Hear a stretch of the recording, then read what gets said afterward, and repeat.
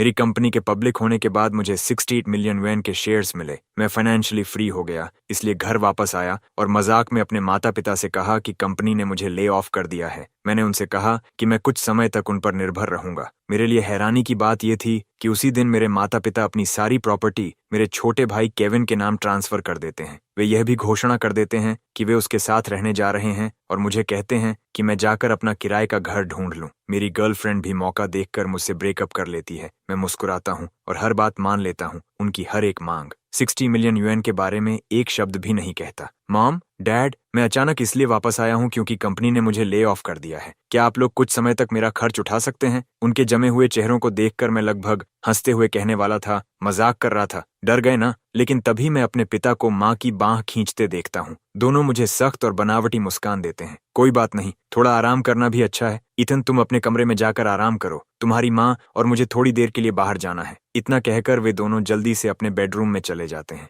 मुझे चिंता होती है कि शायद उन्होंने मेरी बात सच मान ली है, इसलिए मैं समझाने के लिए उनके कमरे के पास जाता हूँ। लेकिन तभी दरवाजे के पार से मुझे पिता की आवाज सुनाई देती है। ईथन की नौकरी चली गई है, अब वह यहीं पड़ा रहेगा। वह जरूर हम पर निर्भर रहने की योजना बना रहा है। ऐसा नहीं चलेगा जब तक उसे यह नहीं पता कि हमने कितना पैसा बचाया है। जल्दी से सारे पैसे और प्रॉपर्टीज केविन के नाम ट्रांसफर कर देते हैं, तब ईथन किसी चीज पर दावा नहीं कर पाएगा। माँ की आवाज हिचकिचाहट भरी लगती है। सारी प्रॉपर्टीज? लेकिन एक अपार्टमेंट है, वह हमारे नाम पर है, लेकिन ईथन ने खुद खरीदा था। वह उसका वेडिंग होम है, क्या उसे भी ऐसे ही ले लेना ठीक होगा? पिता अधीर होकर जवाब देते हैं, अगर वह हमारे नाम पर है तो वह हमारा है। उसकी शहर में अच्छी नौकरी थी और वह बड़ा बेटा है। अपने छोटे भाई के बारे में सोचना क्या गलत है? वेडिंग होम की बात रही तो वह और मेहनत करके दूसरा खरीद सकता है ना? मुझे बस डर है कि ईथन को लगेगा कि हम पक्षपात कर रहे हैं। पक्षपात? हम उसके माता पिता हैं, हमने उसे पाला है, और फिर वह अभी बेरोजगार है ना? वह घर केविन को देना असल में उसके लिए बचाकर रखना है, नहीं तो वह आलसी हो जाएगा, काम पर जाना छोड़ देगा और सब बर्बाद कर देगा। फिर क्या होगा? माँ कुछ देर सोचती हैं और आखिरकार सिर हिला देती हैं। ठीक है, मैं केविन से कह दूंगी कि कोई बेकार बात ना बोले। मैं बाहर दरवाजे से टिककर खड़ा रहता हूँ, एक कड़वी आत्म उपहास भरी मुस्कान देता हूँ और अपने कमरे में लौट जाता हूँ। मुझे पता है, बचपन से ही मेरे माता पिता हमेशा केविन को ज्यादा प्यार करते थे, क्योंकि मेरी परवरिश मेरे ग्रैंडपा ने की थी, जबकि केविन मेरे माता पिता के साथ बड़ा हुआ था। बचपन से मेरे माता पिता हमेशा मुझसे कहते थे, तुम बड़े बेटे हो, बड़ा भाई पिता के समान होता है। सही हो या गलत, तुम्हें हमेशा अपने छोटे भाई को रास्ता देना चाहिए। हम तुम्हारे लिए पैसा कमाने के लिए इतनी मेहनत करते हैं, सुबह जल्दी उठते हैं और देर रात तक जागते हैं। हमारे पास तुम्हें होम टाउन में छोड़ने के अलावा कोई विकल्प नहीं था। तुम्हारे स्कूल रिकॉर्ड्स पहले से वहीं थे, ट्रांसफर करने से तुम्हारी पढ़ाई पर असर पड़ता। तुम होम टाउन में रहो, हमें अभी भी तुम्हारे छोटे भाई की देखभाल करनी है। मैं अपने माता पिता की कठिनाइयां समझता था, इसलिए कॉलेज के पहले साल के बाद मैंने उनका एक पैसा भी खर्च नहीं किया। मैंने पार्ट टाइम जॉब्स करके केविन की ट्यूशन तक भरी। ग्रेजुएशन के बाद मैंने लगभग 8 साल तक कड़ी मेहनत की। आखिरकार मैंने होम टाउन में एक 2 बेडरूम अपार्टमेंट खरीदने लायक पैसे बचा लिए, जिसे मैं अपनी गर्लफ्रेंड के साथ वेडिंग होम के रूप में इस्तेमाल करना चाहता था। लेकिन केविन ने कहा कि मुझे अपना फर्स्ट टाइम बायर स्टेटस बर्बाद नहीं करना चाहिए। उसने कहा कि अपार्टमेंट मॉम डैड के नाम पर रख दूं, ताकि अगर कभी कैपिटल में घर खरीदने का मौका मिले तो मैं उसका लाभ ले सकूं। मैंने सोचा, कोई बात नहीं, आखिर हम फैमिली हैं, इसलिए मैं मान गया। किसे पता था कि उसी समय वे पहले से ही मेरे खिलाफ योजना बना रहे थे। इस बार मैं घर इसलिए आया था क्योंकि मैं उन्हें सरप्राइज देना चाहता था। जिस कंपनी में मैंने इन्वेस्टमेंट किया था वह पब्लिक हो गई थी। मेरा डिविडेंड 60 मिलियन युएन से अधिक था और हर साल और भी डिविडेंड्स आने वाले थे। मैं फाइनेंशियली फ्री हो चुका था। मैं घर आकर मॉम डैड से विला खरीदने की बात करना चाहता था। केविन के लिए कुछ स्टोर फ्रंट्स खरीदना चाहता था, उसके लिए एक कार लेना चाहता था। मॉम डैड को रिटायरमेंट के लिए कई मिलियन युएन देना चाहता था, ताकि उनकी जिंदगी आसान हो जाए और पूरा परिवार साथ में यात्रा पर जा सके। ये कितना अच्छा होता। इसीलिए मैं बस एक छोटा सा मजाक करना चाहता था। मैं उन्हें यह कहकर डराने वाला था कि मैं उन पर निर्भर रहने वाला हूँ, फिर उन्हें बताता कि हमारा परिवार अमीर हो गया है। लेकिन असली झटका तो मुझे लगा। अपने माता पिता को ऐसी बातें करते सुनकर मैं स्तब्ध रह गया। लेकिन मैं अपने भाई केविन पर भरोसा करता हूँ, वह ऐसा नहीं करेगा। जब से हम बच्चे थे, मेरे पास जो भी अच्छी चीज होती थी मैं पहले उसे देता था। मैंने लगभग उसे खुद बड़ा किया है। हम दोनों का रिश्ता बहुत अच्छा है। वह कभी भी हमारे माता पिता की इतनी स्वार्थी बात से सहमत नहीं होगा। कुछ ही देर बाद मेरे माता पिता बनावटी चिंता के साथ मुझसे बात करते हैं, ईथन, कोई बात नहीं, तुम इतने सालों से बहुत मेहनत कर रहे हो, अब जब घर आ गए हो तो बस आराम करो। तुम्हारे डैड और मैं एक काम से बाहर जा रहे हैं, रात के खाने में जो चाहिए मुझे मैसेज कर देना। अगर मैंने उनकी बातचीत न सुनी होती तो मैं कभी कल्पना भी नहीं कर सकता था कि जो माता पिता मेरे लिए इतने चिंतित दिख रहे हैं वही हर मोड़ पर मेरे खिलाफ योजना बना रहे हैं। तभी मेरी माँ का फोन बजता है। दूसरी तरफ केविन की आवाज सुनाई देती है, मॉम इतनी क्या जल्दी है, मुझे प्रॉपर्टी ऑफिस क्यों जाना है। मेरी माँ जल्दी से फोन लेकर एक तरफ चली जाती है। मैं कह रही हूँ तो बस जाओ। मेरे पिता तुरंत थोड़ा खिसक कर मेरे सामने आ खड़े होते हैं और मुस्कुराते हुए कहते हैं, तुम पहले आराम करो, हम निकल रहे हैं। मैं भी मुस्कुरा देता हूँ और कुछ नहीं कहता, लेकिन जैसे ही उनका ध्यान हटता है मैं चुपचाप उनके पीछे निकल पड़ता हूँ। जैसा मैंने सोचा था वैसा ही होता है। मैं देखता हूँ कि रास्ते में वे केविन को अलग ले जाते हैं। मैं भी चुपके से मोड़ के पीछे जाकर सुनने लगता हूँ और देखता हूँ कि वे केविन को वही सारी बातें बता रहे हैं जो उन्होंने कमरे में कही थीं। सब सुनने के बाद केविन गहरी भौहें चढ़ा लेता है। मॉम डैड, आप लोग ऐसा नहीं कर सकते, आप ईथन के साथ ऐसा व्यवहार कैसे कर सकते हैं। मेरी माँ तुरंत केविन की बाह पकड़ लेती है। अरे केविन, तुम्हारा बड़ा भाई अब बेरोजगार है और घर पर ही रहने वाला है। कौन जाने वह कितने समय तक आराम करेगा। अगर उसने अपनी सारी बचत खत्म कर दी और फिर हमसे खर्च मांगने लगा तो फिर बाद में घर कैसे खरीदेंगे, शादी का खर्च कैसे उठाएंगे। ये सुनकर मेरे पिता भी सिर हिलाते हैं। बिल्कुल, आजकल कितने युवा अपने माता पिता पर निर्भर रहते हैं। हमें सावधान रहना होगा। और इसमें गलत क्या है, ये सब हमारा है, घर हमारे नाम पर है, हम जिसे चाहें उसे दे सकते हैं। उसे बर्बाद करने देने से बेहतर है कि तुम्हें दे दें। मेरी माँ फिर बोलती है, तुम्हारा भाई कैपिटल में पैसा कमाता है, जब उसे पता चलेगा कि यहाँ कुछ नहीं बचा तो कुछ दिन रुककर वापस चला जाएगा और फिर मेहनत करेगा। हमें उसकी चिंता करने की जरूरत नहीं है। केविन अब भी हिचकिचाता है, लेकिन हम उसकी गर्लफ्रेंड से मिल चुके हैं। वे शादी की बात कर रहे थे।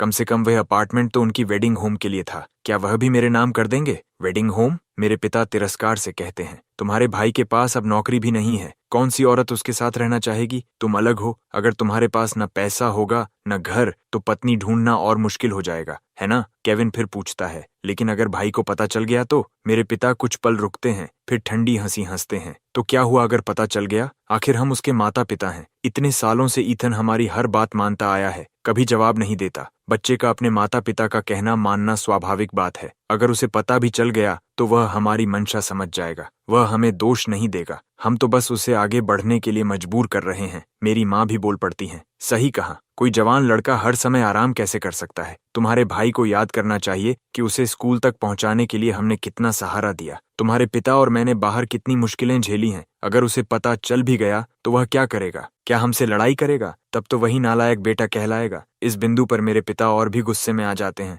अगर उस समय तुम्हारे ग्रैंडपा ने मुझे मजबूर न किया होता तो तुम्हारे भाई को बहुत पहले पढ़ाई छोड़ देनी चाहिए थी। गांव के लड़के को इतनी पढ़ाई की क्या जरूरत थी? 13 या 14 साल की उम्र में काम शुरू कर देना चाहिए था। अगर तुम्हारे ग्रैंडपा इतने जिद्दी न होते तो तुम्हारा भाई बहुत पहले कमाने लग जाता। सही कहा, मेरी माँ भी सहमति में सिर हिलाती हैं। गांव के बच्चे जल्दी बड़े हो जाते हैं। बाहर काम करते करते हम भी थक गए थे। फिर माँ समय देखती हैं और जल्दी से कहती हैं, केविन चलो जल्दी ट्रांसफर ऑफिस चलते हैं और वापस आने के बाद अपने भाई के सामने कुछ मत कहना। मैं देखता हूँ कि केविन के होंठ खुलते हैं फिर बंद हो जाते हैं। आखिरकार वह सिर हिलाता है। ठीक है, समझ गया, लेकिन याद रखिए ये आपका आइडिया था। हो सकता है मेरा भाई सिर्फ आराम करने के लिए वापस आया हो। अगर वह कैपिटल लौटकर और पैसा कमाने लगे तो मैं अभी भी इंतजार कर रहा हूँ कि वह मेरे लिए कार खरीदे। उसे मुझसे नफरत मत करने देना। अरे हमें बताने की जरूरत नहीं, मेरे माता पिता कहते हैं, हमने सब सोच लिया है। मैं अपने इस परिवार को मुस्कुराते हुए दूर जाते देखता हूँ। मैं दीवार से टिक जाता हूँ, एक हाथ से अपनी आंखें ढक लेता हूँ और धीरे धीरे एक कड़वी हंसी छोड़ता हूँ।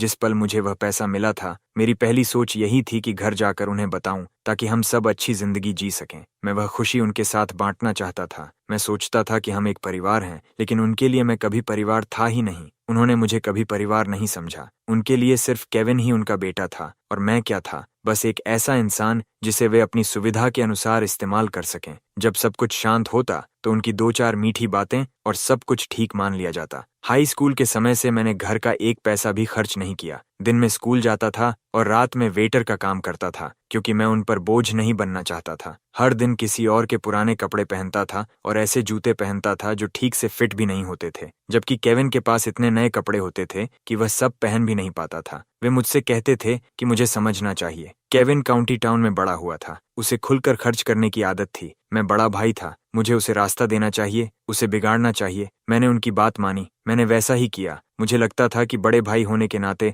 मुझे जिम्मेदार होना चाहिए। मुझे लगता था कि मॉम और डैड मेरी परवाह नहीं करते क्योंकि मैं काफ़ी इंडिपेंडेंट था। मैंने कभी कल्पना भी नहीं की थी कि वे बस मेरे ऊपर समय खर्च करना ही नहीं चाहते थे। उनका सहारा लेने की बात मैंने सिर्फ मजाक में कही थी, लेकिन उसी मजाक ने मुझे उस सच्चाई का सामना करा दिया जिसे मैं वर्षों से स्वीकार करने से बच रहा था। फिर भी अभी बहुत देर नहीं हुई थी। कम से कम पैसा अभी भी मेरे हाथ में था। उस शाम पूरा परिवार खाने की मेज पर बैठा। वे एक दूसरे की तरफ देखने लगे। फिर मेरी माँ ने बात शुरू की। ईथन, तुमने इतने साल बाहर बहुत मेहनत की है। मुझे पता है कि तुम आराम करने के लिए घर आए हो, लेकिन घर की हालत सच में अच्छी नहीं है। मैं सिर झुकाए खाना खाता रहा और कुछ नहीं बोला। फिर मेरे पिता ने गला साफ किया और कहा, तो हमने पहले थोड़ा बिजनेस करने की कोशिश की थी और उसमें सब कुछ खो दिया। ये घर वापस लिया जा रहा है। ईथन, तुम्हारी माँ और मेरे पास अब कोई पैसा नहीं बचा। हमें तुम्हारे भाई के रेंटल हाउस में जाकर रहना होगा, लेकिन वह जगह बहुत छोटी है, इसलिए इस हफ्ते तुम्हें अपना सामान लेकर कहीं और रहने की जगह ढूंढनी होगी। उन्हें उम्मीद थी कि मैं हैरान हो जाऊंगा, ढेर सारे सवाल पूछूंगा। वे पहले से तैयार थे, विस्तार से झूठ समझाने के लिए तैयार, लेकिन मैंने सिर्फ सिर हिलाया। ठीक है, मैं सामान बांध कर निकल जाऊंगा। वे जो भी झूठ बोलना चाहते थे, मुझे उससे कोई फर्क नहीं पड़ता था। जैसे मैं उन्हें 60 मिलियन युएन के बारे में नहीं बताने वाला था, वैसे ही अब मैं उनकी किसी बात की परवाह भी नहीं करता था। अगले कुछ दिनों में मैंने अपना सामान पैक कर लिया और जब मैं जाने ही वाला था तो मेरी हैरानी के लिए मेरी गर्लफ्रेंड विवियन मेरे होम टाउन आ गई। इन दिनों मेरे माता पिता भी घर का सामान समेट रहे थे। दरवाजे पर उसे देखकर वे बहुत हैरान हुए। ओह विवियन, तुम आ गई। घर थोड़ा बिखरा हुआ है, आओ बैठो। विवियन ने सिर हिलाया, कमरे को एक नजर देखा और उसके चेहरे पर हल्की घृणा दिखाई दी। फिर उसने अपनी नाक ढक ली। मेरे माता पिता वहीं खड़े थे, इसलिए मैं उसे विस्तार से कुछ नहीं बता सकता था। मैंने बस उत्सुकता से पूछा, विवियन, तुम अचानक यहाँ कैसे आ गई? तुमने कहा था कि तुम्हें मुझसे मिलना है। क्या मैंने नहीं कहा था कि मैं 2 दिन में वापस आ जाऊंगा? तुमने मुझे लेने आने क्यों नहीं दिया? क्या तुम थक नहीं गई? लेकिन मेरी बात पूरी होने से पहले ही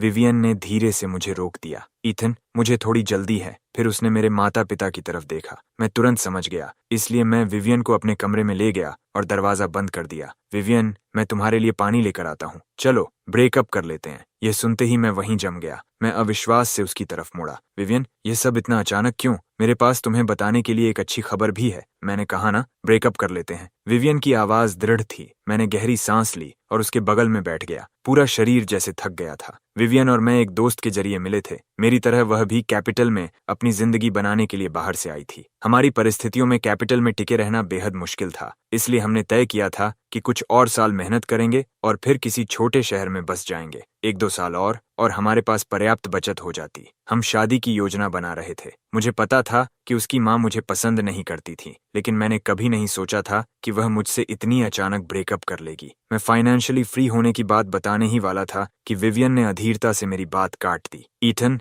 तुम सच में बेकार हो। कैपिटल में इतने साल मेहनत करने के बाद भी तुम एक अपार्टमेंट तक नहीं खरीद पाए। उसके ये शब्द सुनकर जो बात मैं कहने वाला था वह मेरे गले में ही अटक गई। विवियन, ऐसा नहीं है क्योंकि मैं बेकार हूँ। कैपिटल में एक अपार्टमेंट की कीमत 20 मिलियन युएन है। एक साधारण वर्कर उसे कैसे खरीद सकता है? विवियन, तुम भी तो बाहर से आकर कैपिटल में संघर्ष कर रही हो, तुम्हें समझना चाहिए। विवियन ने ठंडी हंसी हंसी। अपनी अक्षमता के लिए बहाने बनाना बंद करो। बस बहुत हुआ। मैं तुम्हारे साथ और शब्द बर्बाद नहीं करना चाहती। मैं यहाँ साफ साफ रिश्ता खत्म करने आई हूँ। मैं घुमा फिरा कर बात नहीं करूंगी। ईथन, मेरी मॉम ने मेरा रिश्ता किसी से तय कर दिया है। मुझे लगता है वह अच्छा मैच है। वह कैपिटल का लोकल है। मैं उससे शादी करने वाली हूँ। शादी? विवियन के उन बहानों को याद करते हुए कि वह हमेशा देर तक काम कर रही है, अचानक मेरे दिमाग में सब कुछ साफ हो जाता है। मैं खुद को कड़वी हंसी हंसने से नहीं रोक पाता। विवियन, क्या यह सिर्फ पैसे की वजह से है? अगर मेरे पास भी पैसा होता तो? अगर मेरे पास भी पैसा हो तो? विवियन मेरी तरफ मुड़कर देखती है और कुछ पल चुप रहती है।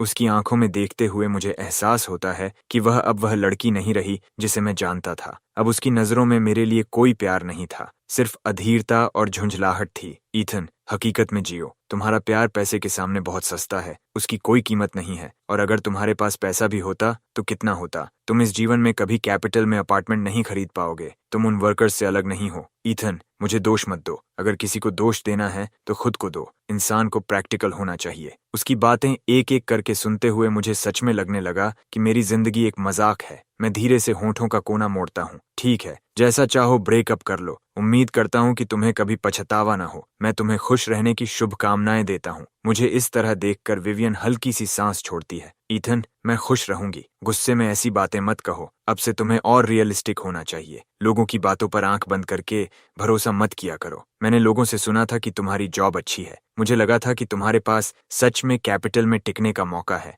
मैं भोली थी। तुम्हारी मंथली सैलरी चाहे जितनी बचा लो, कैपिटल में हाउस खरीदने के लिए कभी काफी नहीं होगी। लेकिन मैं तुम्हारी कोई कर्जदार नहीं हूँ। तुम मेरे लिए अच्छे थे, लेकिन मैं भी काफी समय तक तुम्हारे साथ रही हूँ। मैं सिर झुका लेता हूँ और कुछ नहीं कहता। विवियन तुरंत चली जाती है और उसी पल मुझे अचानक लगता है कि शायद बदकिस्मत मैं नहीं, बल्कि वे लोग हैं। जो कुछ वे चाहते हैं वह सब मेरे पास पहले से है। फिर भी जैसे ही सब कुछ उनकी पहुंच में आने वाला था, उन्होंने अपना असली चेहरा दिखा दिया। शायद ऊपर वाला भी जानता है कि वे इनमें से किसी चीज के लायक नहीं हैं। मेरे माता पिता देखते हैं कि विवियन बिना अलविदा कहे चली गई और उनके चेहरे तुरंत उतर जाते हैं। ये कैसी लड़की है, जरा भी तमीज नहीं। खाना बनाना तो दूर, उसने हमें ठीक से नमस्ते तक नहीं की। ईथन, ऐसी औरत से शादी नहीं करनी चाहिए। सुन रहे हो? उसे शादी करना परिवार के लिए दुर्भाग्य होगा। मैं ठंडे स्वर में कहता हूँ, अब मैं उससे शादी नहीं कर सकता। हमारा ब्रेकअप हो गया। ये सुनकर मेरे माता पिता एक दूसरे की तरफ देखते हैं। देखा, तुम्हारे पास जॉब नहीं है, इसीलिए औरतें भी तुम्हें नीचा समझती हैं। तुम्हें जल्दी कैपिटल वापस जाकर अच्छी जॉब ढूंढनी चाहिए। हमें बुढ़ापे में सहारा देने वाला भी कोई चाहिए। तुम्हारा छोटा भाई अभी भी कार चाहता है। अगर तुम वापस जाकर मेहनत नहीं करोगे तो क्या चाहते हो कि हम बुढ़ापे में तकलीफ झेलें? मैं उनसे और कुछ नहीं कहना चाहता। मैं बस सिर हिला देता हूँ। सामान पैक होते ही कैपिटल लौट जाऊंगा। वे खुशी से सिर हिलाते हैं। यही सही है। तुम्हारे जैसा जवान लड़का घर पर क्या कर रहा है? बाहर जाओ। अच्छा है, बाहर जाओ। ये सुनकर मैं लगभग व्यंग्य से हंस पड़ता हूँ। उन्होंने मेरे भाई से कभी यह बात नहीं कही थी। तब वे कहते थे, केविन, बाहर जाकर क्या करोगे? घर पर रहो। तुम्हारी जॉब, कार और हाउस हमने तैयार कर रखा है। तुम्हारा बड़ा भाई हर महीने तुम्हें पैसे भेजेगा, है ना? और सच में मैं हर महीने उसे अच्छी खासी रकम भेजता था। ये सोचकर मेरे होंठ ठंडे व्यंग्य से मुड़ जाते हैं। अब चिंता मत करो, आगे से तुम मुझसे एक पैसा भी नहीं पाओगे। मैंने यह जिंदगी व्यर्थ जी है। कैपिटल लौटने के बाद मैं कंपनी का सारा काम सौंप देता हूँ और रिजाइन कर देता हूँ। कंपनी मुझे रोकने की कोशिश करती है। वे पार्ट टाइम अग्रीमेंट की पेशकश करते हैं ताकि मैं कभी कभी मदद कर सकूं। मैं मान जाता हूँ। फाइनेंशियली फ्री हो चुके हमारे ग्रुप के लोग साथ में डिनर करते हैं। माहौल काफी अच्छा रहता है। उसके बाद जब करने को कुछ खास नहीं होता तो कोई सुझाव देता है कि हम एक कंपनी शुरू करें और थोड़ा बिजनेस करें। वैसे भी हम नुकसान झेल सकते हैं। मेरे लिए इससे कोई फर्क नहीं पड़ता, इसलिए मैं इन्वेस्टमेंट करने के लिए तैयार हो जाता हूँ। उस दिन बातचीत काफी सुखद रहती है, लेकिन जब मैं रात को घर लौटता हूँ तो देखता हूँ कि मेरा अपार्टमेंट पूरी तरह तहस नहस किया जा चुका है। पूरा घर बिखरा पड़ा था। लिविंग रूम का काउच घसीटकर दरवाजे तक ले जाया गया था। कॉफी टेबल एक तरफ उलटी पड़ी थी। हर जगह टूटे हुए ग्लास के टुकड़े फैले हुए थे। यहाँ तक कि दीवारों पर लगी डेकोरेटिव पेंटिंग्स भी उतार ली गई थीं। बेडरूम में वार्डरोब पूरी तरह उलट पुलट कर दी गई थी। कपड़े हर जगह बिखरे पड़े थे। बिस्तर का सारा सामान खींचकर फर्श पर फेंक दिया गया था। स्टडी रूम की बुक शेल्व्स गिरा दी गई थीं। किताबें और डॉक्यूमेंट्स पूरे कमरे में फैले हुए थे। यहाँ तक कि बाथरूम के टॉयलेटरीज और किचन के बर्तन तक गायब थे। कर्टन रॉड्स तोड़ दिए गए थे और कर्टन्स उखाड़ लिए गए थे। पूरा अपार्टमेंट ऐसा लग रहा था जैसे उस पर किसी ने धावा बोल दिया हो। रोजमर्रा की जिंदगी का एक भी निशान बाकी नहीं था। मैं दरवाजे पर खड़ा रह गया। शराब का सारा नशा उसी पल गायब हो गया। ऐसा लगा जैसे मेरी नसों में बहता खून जम गया हो। मुझे प्रतिक्रिया देने में कुछ सेकंड लग गए। मैंने पीछे से दरवाजा बंद किया, फोन निकाला और तुरंत पुलिस को कॉल कर दिया। मेरी उंगलियां इतनी तनाव में थीं कि सफेद पड़ गई थीं। फोन पर मैं जितना हो सके उतनी स्थिर आवाज में अपना एड्रेस बताता हूँ और अपार्टमेंट की हालत समझाता हूँ। कॉल खत्म करने के बाद मैं अपने लैंडलॉर्ड को फोन करता हूँ। जैसे ही वह सुनता है कि उसकी प्रॉपर्टी का यह हाल हो गया है, वह घबराकर कहता है कि वह तुरंत आ रहा है। लगभग 15 मिनट बाद पुलिस पहले पहुंचती है। 2 ऑफिसर्स इन्वेस्टिगेटर्स के साथ अंदर आते हैं। इन्वेस्टिगेटर्स अपने इक्विपमेंट के साथ अपार्टमेंट में घूमते हैं और फिंगरप्रिंट्स और फुटप्रिंट्स इकट्ठा करने लगते हैं। ऑफिसर्स मुझसे सवाल पूछते हैं। वे पूछते हैं कि मैं आखिरी बार घर से कब निकला था, क्या मैंने किसी संदिग्ध व्यक्ति को देखा था और कौन कौन सी चीजें गायब हैं। मैं हर सवाल का जवाब देता हूँ। मैं बताता हूँ कि पिछली रात मैं दोस्तों के साथ डिनर पर था और सुबह जल्दी वापस लौटा। जब मैं पहुंचा तो दरवाजा खुला हुआ था और अंदर आने पर सब कुछ पहले से इसी हालत में था। जहां तक कीमती सामान की बात है, नौकरी छोड़ने के बाद नई शुरुआत की योजना के कारण मेरा ज्यादातर कैश और वैल्यूएबल्स सेफ में बंद था। सेफ के साथ छेड़छाड़ की गई थी, लेकिन उसे खोला नहीं जा सका था। इसके बजाय सारी सस्ती और रोजमर्रा की चीजें उठा ली गई थीं। थोड़ी देर बाद लैंडलॉर्ड भी पहुंच जाता है। अपार्टमेंट की हालत देखते ही उसका चेहरा हरा पड़ जाता है। वह मलबे की तरफ उंगली करके काफी देर तक कुछ बोल ही नहीं पाता। आखिरकार वह मुश्किल से कहता है, मैंने ऐसा क्या किया था कि मेरे साथ ये होना था? अभी कुछ महीने पहले ही रिनोवेशन करवाया था, तुम्हें किराए पर दिया था और ये हो गया। मैं तुरंत माफी मांगता हूँ और नुकसान की भरपाई करने का वादा करता हूँ। तभी उसका चेहरा थोड़ा नरम पड़ता है। वह एक तरफ खड़ा होकर पुलिस के साथ सहयोग करने लगता है। इन्वेस्टिगेटर्स आधे घंटे से ज्यादा समय तक काम करते हैं। उन्हें डोर हैंडल और कॉफी टेबल से कई फिंगरप्रिंट्स मिलते हैं और फ्लोर पर अलग अलग शू प्रिंट्स भी दिखाई देते हैं। ऑफिसर्स हमें बताते हैं कि वे प्रॉपर्टी मैनेजमेंट की सिक्योरिटी फुटेज निकालेंगे, जल्द से जल्द सस्पेक्ट का पता लगाएंगे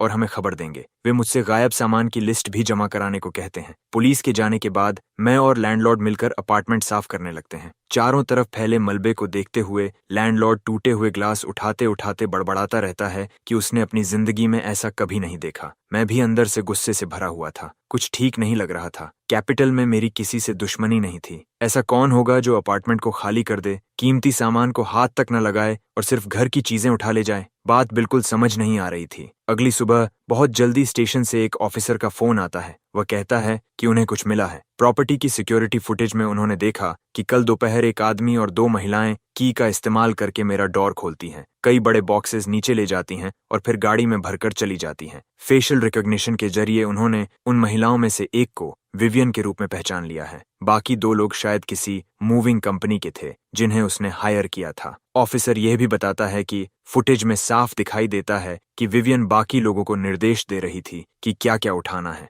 यहाँ तक कि बैल्कनी की क्लोथ्स लाइन और बाथरूम का टॉयलेट तक खोलकर ले जाया गया था। एक केटल तक पीछे नहीं छोड़ा गया था। ऑफिसर की बातें सुनकर मैं पहले कुछ पल के लिए जड़ हो जाता हूँ, फिर गुस्से में हंस पड़ता हूँ। विवियन का दिमाग सच में कितना टेढ़ा है। ब्रेकअप करने के बाद ऐसा काम करना, उसने सचमुच उसके बारे में मेरी सारी समझ बदल दी। ऑफिसर मुझसे पूछता है कि मैं इस मामले को कैसे हैंडल करना चाहता हूँ। मैं कहता हूँ कि अपार्टमेंट लैंडलॉर्ड का है और उसमें रखी ज्यादातर चीजें भी उसी की हैं। फैसला वही करे। मैं फोन लैंडलॉर्ड को दे देता हूँ। जैसे ही लैंडलॉर्ड सुनता है कि यह सब टेनेंट की गर्लफ्रेंड ने किया है, वह गुस्से से फट पड़ता है। वह कहता है कि वह जरूर केस करेगा, विवियन से हर नुकसान की भरपाई करवाएगा और उसे कानूनी रूप से जिम्मेदार ठहराएगा। मैं पूरा मामला लैंडलॉर्ड के हवाले कर देता हूँ। फोन रखने के बाद मैं बस थकान महसूस करता हूँ। मैं आखिर ऐसी औरत के प्यार में कैसे पड़ गया? मैं सच में अंधा रहा होऊंगा। मैं जल्दी से अपना कुछ पर्सनल सामान उठाता हूँ, पास के एक होटल में रूम बुक करता हूँ और तय करता हूँ कि जब तक सब कुछ सुलझ नहीं जाता और मुझे नया घर नहीं मिल जाता, तब तक वहीं रहूंगा। अगले दिन मैं होटल में नींद पूरी कर रहा था। पिछली रात की पूरी घटना ने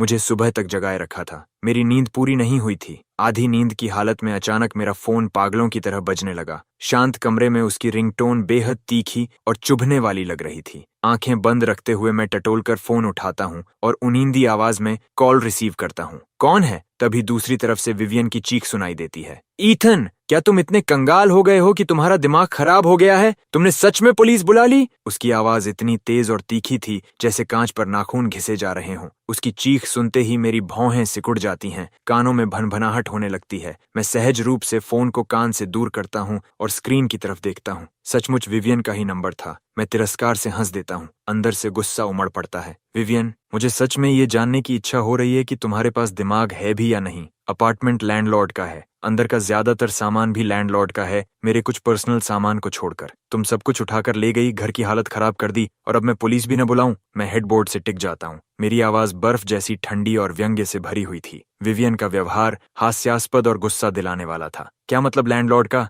वह सब मेरा है। जब हम साथ थे मैंने खुद लिस्ट बनाई थी और तुमसे कहा था कि वह सब खरीदो और पुरानी चीजें बदलो। वे कर्टन्स, बेडिंग, किचनवेयर सब मैंने चुना था। अब हमारा ब्रेकअप हो गया है। अपने सामान को वापस लेने में क्या गलत है? तुम्हें पुलिस बुलाने का क्या हक है? अभी केस वापस लो, नहीं तो मैं तुम्हें छोड़ूंगी नहीं। उसकी बातें सुनकर मैं उसकी टेढ़ी सोच पर हंसे बिना नहीं रह पाता। हाँ, उसने वे चीजें चुनी थीं, लेकिन उनका पैसा मैंने दिया था और उनमें से ज्यादातर तो शुरू से लैंडलॉर्ड की थीं। फिर भी वह उन्हें अपना बताने की हिम्मत कर रही थी। बेशर्मी की भी हद होती है। ठीक है, तो जाकर ऑफिसर्स को खुद समझा दो। देखते हैं वे तुम्हारी यह हास्यास्पद कहानी मानते हैं या नहीं। मैं तिरस्कार से हंसता हूँ। मैं उसके साथ एक शब्द भी और बर्बाद नहीं करना चाहता। मैं कॉल काट देता हूँ, फिर उसे हर मैसेजिंग ऐप से ब्लॉक और डिलीट कर देता हूँ। फोन से विवियन की सारी फोटोज और चैट रिकॉर्ड्स भी मिटा देता हूँ। जो आंखों से दूर, वही दिमाग से दूर। उसके जैसे इंसान से उलझना मेरे अपने स्तर को गिराने जैसा था। विवियन को ब्लॉक करने के बाद मैं दोबारा सोने की कोशिश करता हूँ, लेकिन करवटें बदलता रहता हूँ। दिमाग पूरी तरह उलझा हुआ था।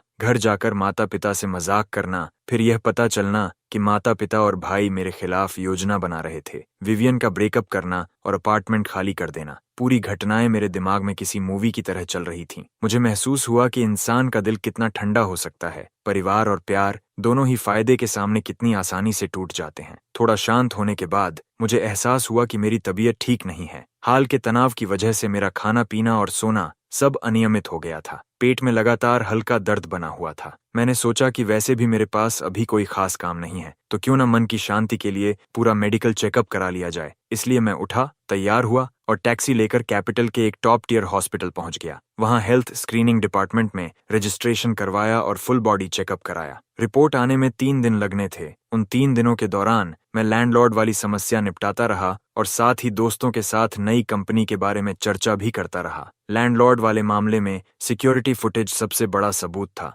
इसलिए विवियन जानती थी कि गलती उसी की है। आखिरकार उसने लैंडलॉर्ड को 20,000 युएन का भुगतान किया। मामला वहीं खत्म हो गया। मुझे यह भी पता चला कि इस घटना की वजह से उसका कैपिटल वाला नया लोकल बॉयफ्रेंड उससे बुरी तरह झगड़ पड़ा था। उसे लगता था कि विवियन बहुत एक्सट्रीम और बिना दिमाग वाली है। उसे लेकर उसकी शिकायतें खत्म नहीं हो रही थीं। ये सुनकर मुझे काफी संतोष मिला। उसने खुद अपने लिए यह सब पैदा किया था। 3 दिन बाद मैं हॉस्पिटल जाकर अपनी रिपोर्ट लेने पहुंचा। रिजल्ट्स देखते ही मैं कुछ पल के लिए रुक गया। रिपोर्ट में दिखाया गया था कि मेरी इंटेस्टाइन्स में कई पॉलिप्स हैं। वे बिनाइन थे, लेकिन डॉक्टर ने सलाह दी कि भविष्य की किसी भी समस्या से बचने के लिए उन्हें जितनी जल्दी हो सके मिनिमली इन्वेसिव सर्जरी के जरिए हटवा लेना चाहिए। डॉक्टर ने यह भी कहा कि मुझे अपने डाइट का ध्यान रखना चाहिए, ठीक से आराम करना चाहिए और अपने मूड को संतुलित रखना चाहिए। ज्यादा काम मत कीजिए और गुस्सा भी मत कीजिए। रिपोर्ट हाथ में लेकर मैं हॉस्पिटल से बाहर निकल आया। सड़क पर आते जाते लोगों को देखते हुए अचानक मेरे दिमाग में एक विचार आया, एक ऐसा विचार जिससे उन लोगों को कीमत चुकानी पड़े जिन्होंने मेरे खिलाफ साजिश रची थी। चूंकि वे लाभ की इतनी परवाह करते हैं और मुझे एक बोझ समझते हैं, मैंने तय किया कि मैं बहुत बीमार होने का नाटक करूंगा और देखूंगा कि वे वास्तव में कितने स्वार्थी हैं। साथ ही इससे मेरे मन में उनके लिए बचा हुआ आखिरी लगाव भी खत्म हो जाएगा। सबसे पहले मैं फार्मेसी गया और कुछ कोल्ड मेडिसिन और पेन किलर्स खरीदे। फिर हॉस्पिटल जाकर पेट की कुछ दवाइयां लीं। मैंने जानबूझकर सभी मेडिसिन बॉटल्स के लेबल्स उतार दिए और सिर्फ बाहरी पैकेजिंग रहने दी। उसके बाद मैंने अपने एक डिजाइनर फ्रेंड की मदद से एक नकली कैंसर डायग्नोसिस रिपोर्ट बनवाई। रिपोर्ट में लिखा था स्टेज 2 कोलन कैंसर, जितनी जल्दी हो सके सर्जरी की आवश्यकता, अनुमानित खर्च लगभग 300,000 युएन। सब तैयार होने के बाद मैंने जानबूझकर कई रातों तक ठीक से नींद नहीं ली ताकि मेरा चेहरा पीला और दुबला दिखाई दे। मेरी आंखें धंस गईं, पूरा शरीर बीमार और जीवनहीन लगने लगा। 1 महीने बाद सब कुछ तैयार था। मैं अपनी कार लेकर होम टाउन लौटा और सीधे केविन के रेंटल अपार्टमेंट पर पहुंचा। वह एक पुराना और जर्जर नेबरहुड था। अपार्टमेंट 6ठी मंजिल पर था और वहां लिफ्ट भी नहीं थी।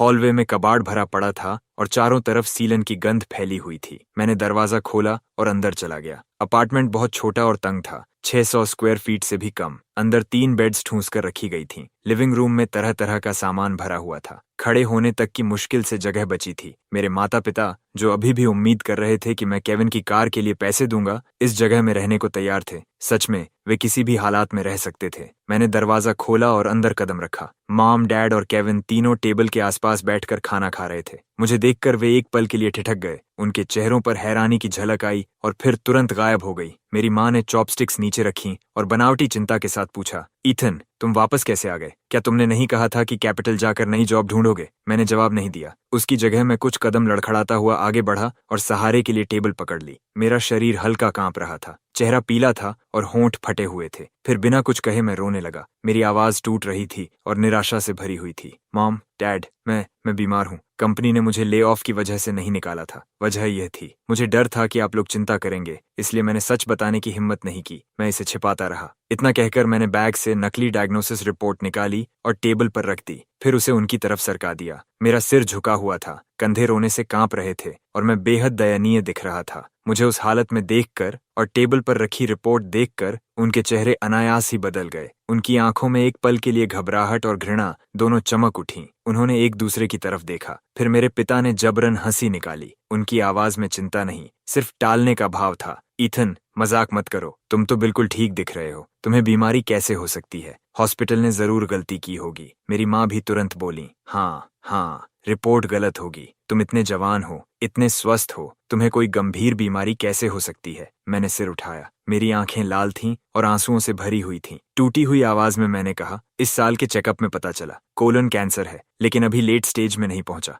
समय रहते पकड़ में आ गया, अभी इलाज हो सकता है। मैं थोड़ा रुका और फिर जानबूझकर उम्मीद भरा चेहरा बनाकर उनकी तरफ देखने लगा। मॉम, डैड, मुझे पता है कि आपके पास अभी ज्यादा पैसे नहीं हैं, हालात आसान नहीं है, लेकिन मेरा एक अपार्टमेंट था ना, वही जो मैंने वेडिंग होम के लिए लिया था, उसकी मार्केट वैल्यू अब 300,000 युएन से ज्यादा होनी चाहिए। डॉक्टर कहता है कि 300,000 युएन में मेरा इलाज हो सकता है, सर्जरी हो जाएगी, मेरी हालत नियंत्रण में आ सकती है। ये कहते हुए मैंने उनकी तरफ उम्मीद भरी आंखों से देखा। मेरे दोनों हाथ कसकर जुड़े हुए थे, उंगलियों के जोड़ सफेद पड़ चुके थे, जैसे मैं आखिरी उम्मीद को पकड़कर बैठा हूँ। डैड, मॉम, इसे लोन समझ लीजिए, मैं ठीक हो जाऊंगा तो मेहनत करके आपको वापस लौटा दूंगा। केविन की जॉब अभी भी है ना? वह काफी समय से काम कर रहा है, उसके पास कुछ सेविंग्स तो होंगी। प्लीज मेरी मदद करो, मुझे बचा लो, मैं हाथ जोड़ता हूँ, मुझे बचा लो। ये सुनते ही मेरे पिता घबरा गए। उन्होंने टेबल से डायग्नोसिस रिपोर्ट उठाई और उस पर नजर डाली। उनके हाथ कांप रहे थे। हकलाते हुए बोले, हमारे पास पैसे नहीं हैं। तुम्हारा भाई केविन अभी कुछ समय पहले ही काम पर लगा है, उसके पास सेविंग्स कैसे होंगी?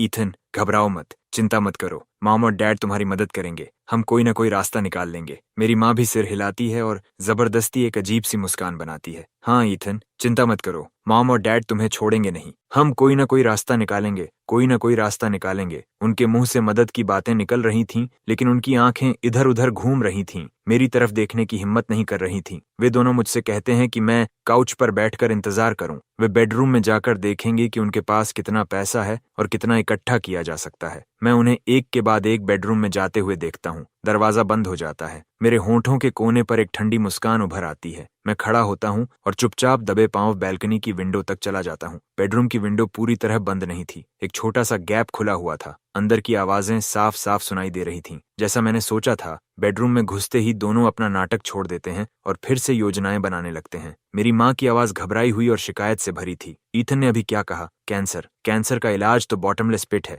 उसके पास अभी भी वह अपार्टमेंट है, लेकिन अब उसके पास जॉब नहीं है और उसे कैंसर भी है। अगर वह ठीक भी हो गया तो शायद कभी भारी काम नहीं कर पाएगा। उसकी जिंदगी में अब कुछ नहीं होगा। हे भगवान, ये अपार्टमेंट अगर हम उसे दे भी दें तो इलाज के लिए काफी नहीं होगा। आखिर में इतनी मेहनत के बाद भी कुछ नहीं बचेगा। मेरे पिता की आवाज चिड़ी हुई और दृढ़ थी। उसे नहीं दे सकते। कैंसर कभी आसानी से ठीक नहीं होता। पैसा बर्बाद हो जाएगा और कैंसर धीरे धीरे पूरे शरीर को खत्म कर देता है। पूरा परिवार इसमें घसीटा जाएगा। केविन की शादी भी बर्बाद हो जाएगी। बिल्कुल नहीं। मेरी माँ धीरे धीरे रोने लगती है। उसकी आवाज में दुख नहीं, सिर्फ डर था। तो फिर क्या करें? अगर हम पैसे नहीं देते तो क्या होगा? अगर वह हमसे चिपक जाए? अब वह पूरी तरह डेड एंड पर है। वह जरूर हमसे चिपका रहेगा। उसे किसी ट्रेडिशनल डॉक्टर के पास ले जाइए, वहां सस्ता पड़ेगा और शायद ठीक भी हो जाए। मेरे पिता लंबी सांस लेते हैं। उनकी आवाज बर्फ जैसी ठंडी थी। कौन सा ट्रेडिशनल डॉक्टर? अगर वेस्टर्न मेडिसिन कुछ नहीं कर सकती तो ट्रेडिशनल मेडिसिन क्या करेगी? कोई फायदा नहीं। कुछ और सोचो। क्या उसे कहीं दूर भेज सकते हैं? उसे खुद अपना रास्ता निकालने दो ताकि वह पूरे परिवार को नीचे न खींच ले।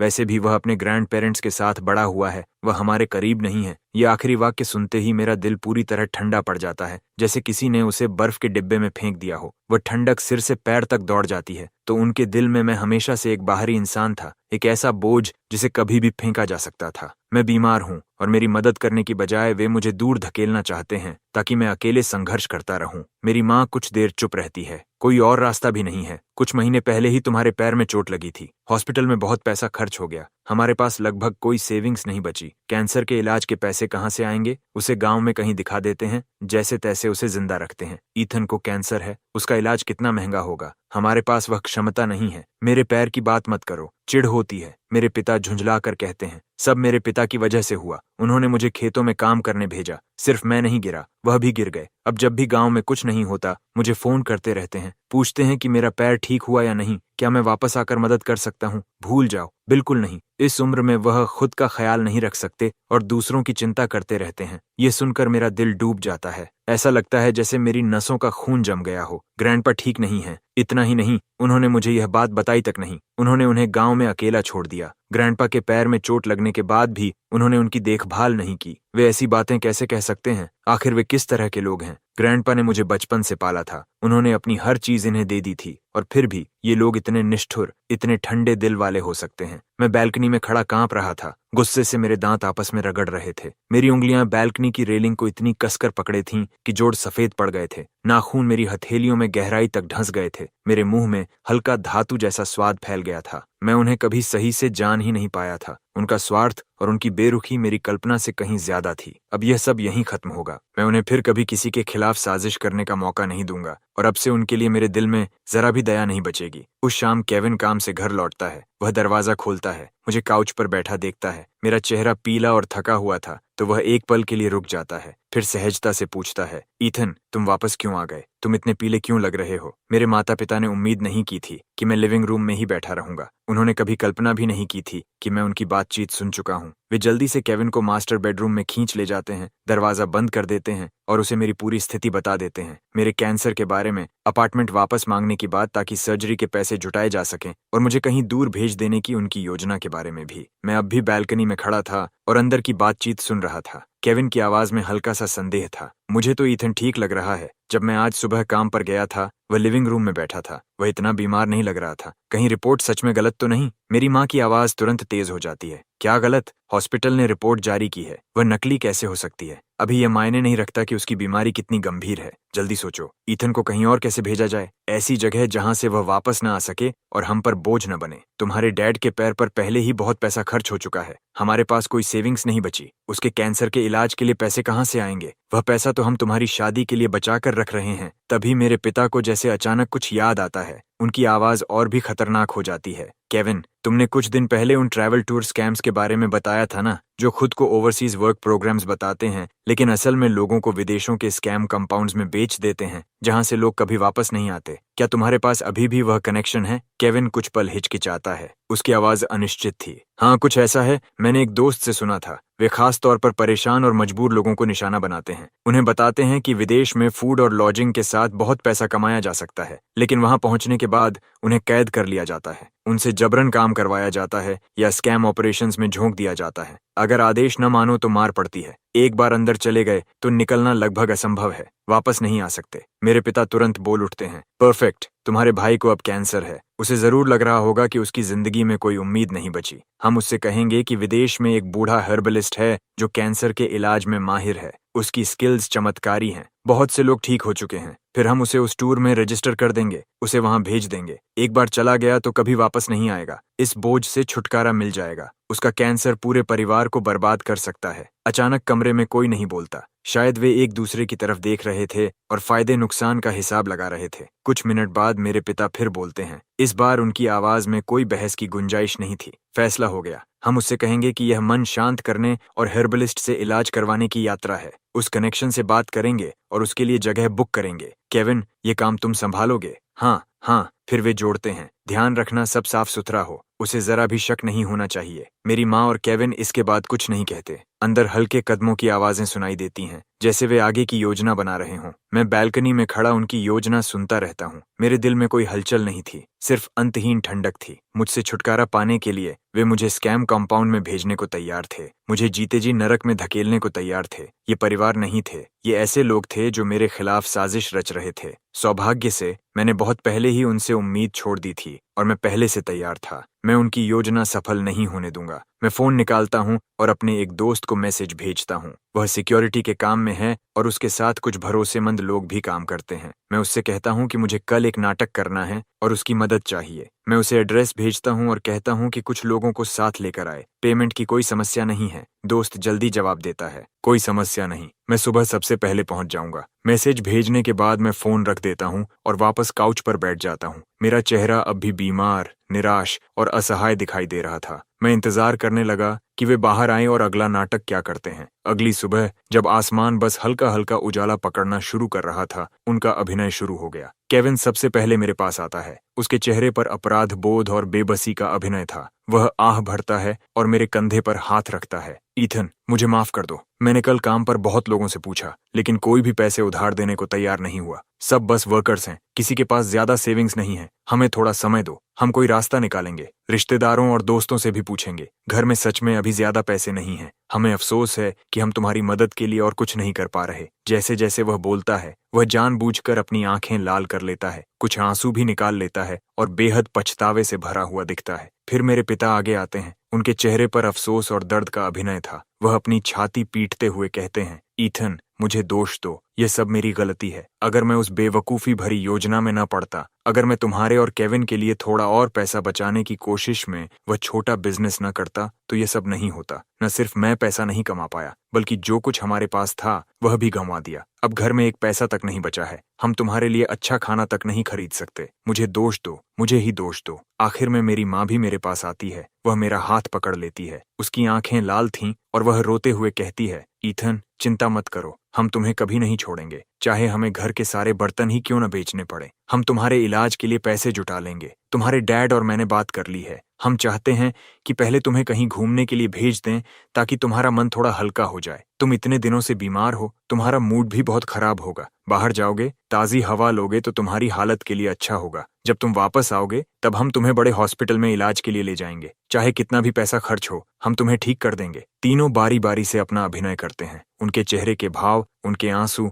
सब कुछ इतना वास्तविक लगता था कि अगर कोई सच न जानता हो तो उनकी इस नकली ईमानदारी से प्रभावित हो जाता। लेकिन दुर्भाग्य से मैं उनकी पूरी योजना पहले से जानता था। उनके पाखंडी चेहरों को देखकर मुझे सिर्फ घिन आ रही थी। मैं कुछ नहीं कहता, बस सिर झुकाए बैठा रहता हूँ, ऐसा दिखाते हुए जैसे मैं पूरी तरह टूट चुका हूँ और सारी उम्मीद खो चुका हूँ। मैं उन्हें यह विश्वास करने देता हूँ कि मैं उनकी बातों में आ गया हूँ। उसी समय बाहर अचानक जोरदार हंगामा शुरू हो जाता है। कोई दरवाजा पीटते हुए चिल्लाता है, ईथन, ईथन, बाहर निकल। ये मत सोच कि गांव भाग आने से बच जाएगा। हम दुनिया के किसी भी कोने में तुम्हें ढूंढ सकते हैं। अभी दरवाजा खोल। इसके बाद दरवाजे पर जोरदार धमाके होने लगते हैं। दरवाजा ऐसे कांप रहा था जैसे किसी भी पल टूट जाएगा। मेरे माता पिता और केविन बुरी तरह डर जाते हैं। तीनों के चेहरे तुरंत सफेद पड़ जाते हैं। उनका पूरा अभिनय उसी क्षण रुक जाता है। वे डर के मारे दरवाजे की तरफ देखने लगते हैं, समझ नहीं पा रहे थे कि आखिर हो क्या रहा है। केविन कांपती आवाज में मेरी तरफ देखता है, ईथन, ईथन, क्या तुमने कर्ज लिया हुआ है? कितना पैसा उधार लिया था?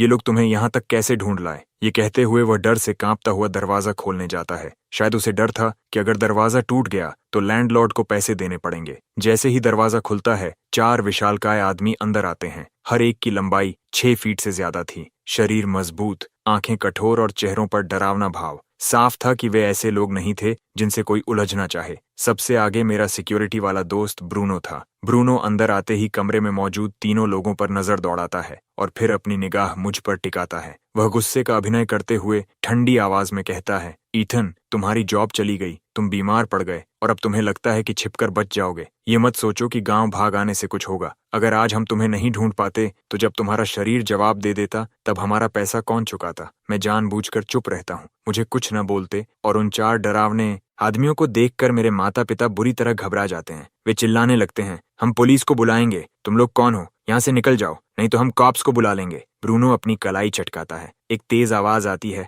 और वह खतरनाक मुस्कान के साथ कहता है, बुलाओ, जरूर बुलाओ, देखते हैं पुलिस क्या कर लेती है। ईथन मुझ पर कुल 1 मिलियन युएन का कर्जदार है। मेरे पास आईओयू भी है, पुलिस को भी इसे मानना पड़ेगा। ये कहते हुए वह जेब से नकली आईओयू निकालता है और टेबल पर पटक देता है। 1 मिलियन युएन। ये रकम सुनते ही मेरे माता पिता और केविन के पैरों तले जमीन खिसक जाती है। तीनों लड़खड़ाकर पीछे हट जाते हैं और टेबल पकड़कर खुद को संभालते हैं। मेरी माँ कांपती उंगली से मेरी तरफ इशारा करती है और गुस्से से चिल्लाती है, ईथन, नालायक लड़के, तुम इतना पैसा कैसे उधार ले सकते हो? क्या तुम्हारा दिमाग खराब हो गया है? क्या तुम हमें मारना चाहते हो? हमने आखिर कैसे ऐसे बेटे को जन्म दिया? मेरे पिता भी तुरंत बोल पड़ते हैं, अकृतज्ञ लड़के, बाहर जाकर तुम क्या कर रहे थे? इतना पैसा उधार ले लिया, अब हम कैसे जिएंगे? पिछले जन्म में हमने कौन सा पाप किया था जो हमें तुम्हारे जैसा बेटा मिला? केविन भी मुझे घृणा से देखता है। भाई, तुम्हें सच में मुसीबतें खड़ी करना आता है। 1 मिलियन युएन। हमारा परिवार कई पीढ़ियों में भी इतना पैसा नहीं कमा सकता। तुम हमें पूरी तरह बर्बादी की तरफ धकेल रहे हो। मैं घबराहट और बेबसी का अभिनय करता हूँ। मेरी आवाज रोने से भर जाती है। मैंने जानबूझकर नहीं किया। मैं बस कैपिटल में एक हाउस खरीदना चाहता था। कुछ पैसा डाउन पेमेंट में चला गया और कुछ अपनी गर्लफ्रेंड पर खर्च हो गया। किसे पता था कि हाउस डील रद्द हो जाएगी, मेरी जॉब चली जाएगी और मैं इतने बड़े कर्ज में डूब जाऊंगा। मैं बेबस हूँ। मेरे पिता का चेहरा गुस्से से बैंगनी पड़ जाता है। वह हाथ उठाकर मुझे धक्का देने के लिए बढ़ते हैं, लेकिन ब्रूनो बिजली की तरह प्रतिक्रिया करता है। वह तुरंत मेरे सामने आकर खड़ा हो जाता है और मुझे ढाल की तरह बचाता है। वह मेरे पिता को घूरते हुए ठंडी आवाज में कहता है, मुझे पता है कि यह बीमार है। अगर तुमने इसे हाथ लगाया और इसे कुछ हो गया तो ये मत सोचना कि उसका दोष हमारे सिर मड़कर कर्ज से बच जाओगे। ब्रूनो की नजर से मेरे पिता वहीं जम जाते हैं। उनका उठा हुआ हाथ हवा में ही रुक जाता है और नीचे आने की हिम्मत नहीं करता। ब्रूनो तीनों की तरफ देखता है और व्यंग्य से हंसता है। मैं तमाशा नहीं करना चाहता। आखिर कर्ज चुकाना तो सही बात है। मैंने जांच कर ली है। इसके नाम पर यहीं पास में एक अपार्टमेंट है। डाउन पेमेंट भी उसी ने दी थी, 1 मिलियन युएन। वह अपार्टमेंट इस कर्ज को चुकाने के लिए काफी है। एक बार हिसाब बराबर हो गया तो मामला खत्म, नहीं तो हम हर दिन वापस आएंगे और तुम्हें कभी चैन से नहीं रहने देंगे। मेरे पिता उन चारों बड़े आदमियों को घूरते रहते हैं। छोटा सा अपार्टमेंट मुश्किल से उन्हें समा पा रहा था। उनकी मौजूदगी मात्र से वह कांप रहे थे। वह हकलाते हुए हाथ हिलाते हैं। हमारे पास पैसा नहीं है। वह अपार्टमेंट भी उसका नहीं है, वह हमारा है। उसका उससे कोई लेना देना नहीं। हम तुम्हें नहीं देंगे। ब्रूनो ठंडी हंसी हंसता है और जेब से पहले से तैयार किया हुआ एक डॉक्यूमेंट निकालकर टेबल पर पटक देता है। ठीक है, अगर तुम अपार्टमेंट से उसका कर्ज नहीं चुकाना चाहते तो इस पर साइन कर दो। वह डॉक्यूमेंट की तरफ इशारा करते हुए हर शब्द पर जोर देता है। इस पर साइन करते ही ईथन और तुम्हारे बीच का पेरेंट चाइल्ड रिलेशनशिप आधिकारिक रूप से खत्म हो जाएगा। उसका कर्ज तुमसे कोई संबंध नहीं रखेगा। हम तुम्हारे बेटे को अपने साथ ले जाएंगे। उसके बाद उसके साथ क्या होता है वह तुम्हारा मामला नहीं होगा। ये कहते हुए वह व्यंग्य से मुस्कुराता है। मैं उससे पैसा निकलवाने का अपना तरीका जानता हूँ। बीमार है तो क्या हुआ, मेरे पास ऐसे तरीके हैं कि वह फिर भी भुगतान करेगा। ये सुनते ही मेरे माता पिता और केविन की आंखें चमक उठती हैं, जैसे उन्हें जीवन दान मिल गया हो। उनके चेहरों पर शुद्ध खुशी दिखाई देती है। वे बिजली की गति से पेन उठाते हैं, पेरेंट चाइल्ड रिलेशनशिप समाप्त करने वाले डॉक्यूमेंट पर अपने नाम साइन कर देते हैं और फिंगरप्रिंट्स भी लगा देते हैं। उनके चेहरों पर सिर्फ राहत थी, जैसे कोई चमत्कार हो गया हो और वे आखिरकार इस बोझ, इस मुसीबत से छुटकारा पा रहे हों। साइन पूरा होते ही वे डॉक्यूमेंट को तुरंत आगे बढ़ा देते हैं, जैसे उन्हें डर हो कि 1 सेकंड की देर भी सब बिगाड़ सकती है। मेरे पिता जल्दी से कहते हैं, अब जाओ, इसे अपने साथ ले जाओ। हमारा इससे कोई संबंध नहीं है, बिल्कुल नहीं। इसके बारे में दोबारा कभी हमारे पास मत आना। मेरी माँ भी तुरंत बोल उठती है, हाँ, हमने इससे बहुत पहले ही संबंध तोड़ लिए थे। इसका कर्ज हमसे कोई संबंध नहीं रखता। बस इसे ले जाओ। केविन सबसे ज्यादा राहत महसूस कर रहा था। वह हाथ हिलाकर कहता है, जल्दी जाओ, हमें फिर कभी परेशान मत करना। ब्रूनो डॉक्यूमेंट को कसकर पकड़ता है, जबड़ा भींचता है और गुस्से से कहता है, मैंने आज तक तुम्हारे जैसे लोग नहीं देखे। तुम्हारा अपना बेटा बीमार है और तुम उसकी मदद करने से इनकार कर रहे हो। इतना ही नहीं, तुम तो चाहते हो कि उसके साथ कुछ बुरा हो जाए। ठीक है, मैं इसे अपने साथ ले जाता हूँ, बस बाद में पछताते हुए वापस मत आना। उन तीनों को देखकर, जो इतने उत्सुक और इतने निर्दयी थे, मेरे दिल में बची हुई आखिरी उम्मीद भी पूरी तरह खत्म हो जाती है। मैं पीछे मुड़कर नहीं देखता, उन्हें एक और नजर तक नहीं देता। मैं ब्रूनो और उसके साथियों के साथ लंबे कदमों से उस घृणित जगह से बाहर निकल जाता हूँ। बिल्डिंग से बाहर निकलकर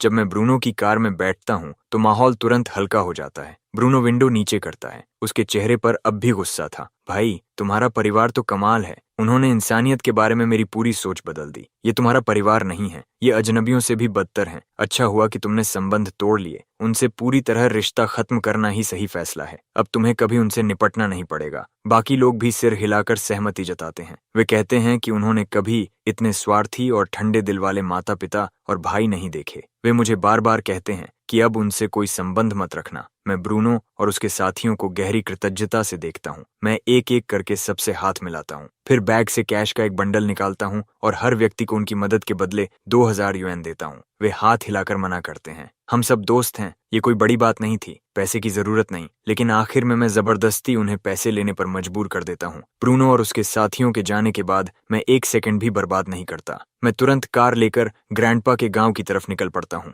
चिंता से मेरा दिल तेजी से धड़क रहा था। पेरेंट चाइल्ड रिलेशनशिप खत्म करने वाले डॉक्यूमेंट्स को मैं सुरक्षित रूप से अपनी जेब में रख लेता हूँ। सड़क पर तेजी से गाड़ी चलाते हुए मेरे दिमाग में सिर्फ एक ही विचार था, ग्रैंडपा को ढूंढना, उन्हें वहां से निकालना और इलाज के लिए कैपिटल ले जाना। गांव की सड़कें ऊबड़ खाबड़ थीं और जगह जगह गड्ढों से भरी हुई थीं। वहां पहुंचने में मुझे 2 घंटे से भी ज्यादा लग गए। मैं सीधे ग्रैंडपा के घर पहुंचा, दरवाजा खोलकर अंदर गया। आंगन में हर तरफ घास फूस उगी हुई थी। ऐसा लग रहा था जैसे बहुत समय से किसी ने उसकी देखभाल नहीं की हो। ग्रैंडपा आंगन में एक छोटे से स्टूल पर बैठे धूप सेंक रहे थे। वे बेहद थके हुए और बूढ़े लग रहे थे। उनके बाल पूरी तरह सफेद हो चुके थे और पीठ बुरी तरह झुक गई थी। उनके पैर पर मोटी गॉज बंधी हुई थी, लेकिन वह काली पड़ चुकी थी और घाव में इन्फेक्शन साफ दिखाई दे रहा था। मुझे देखते ही वे एक पल के लिए ठिठक गए, फिर चेहरे पर खुशी की चमक आई और वे उठने की कोशिश करने लगे। ईथन, तुम यहाँ कैसे? काम बहुत मुश्किल चल रहा है क्या? अचानक वापस कैसे आ गए? ग्रैंडपा बोलते हुए नीचे उतरकर मेरे लिए पानी लाने की कोशिश करते हैं। मैं तुरंत आगे बढ़कर उन्हें रोक लेता हूँ। उनकी हालत देखकर और उनके पैर पर बंधी संक्रमित गॉज देखकर मेरी आंखों में आंसू भर आते हैं।